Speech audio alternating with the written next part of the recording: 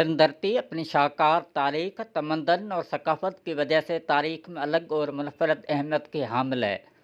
सिंध के सहराई थरपारकर मौजूद लंगर पारकर का इलाका सियासी सकाफती हवाले से शानदार तारीख रखता है।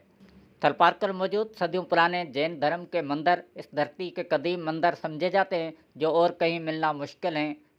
सदियों से कायम ये मंदिर दस्ते तराशी की अनमोल निशानी और आसार कदीमा का अजीम मिसाल हैं। सदियों पहले थरपारकर के लंगर पारकर वाले हिस्से में जैन मत के पैरोकार रहते थे, मगर अब सिर्फ उनके यादगार मंदिर जैन धर्म के लोगों का होने का एहसास दिलाते हैं। ये मंदिर लंगर पारकर शहर, वीरावाह, गोड़ी और भदेसर में कायम है। थारी बाशिंदों और तारीख नवीसों का कहना है कि उन तारीखी मकामात का तर्ज तामीर एक अनमोल असासा है जो दिल को छू लेने वाला है। उसके साथ के यहाँ पर भोलेसर मस्जिद भी कायम है।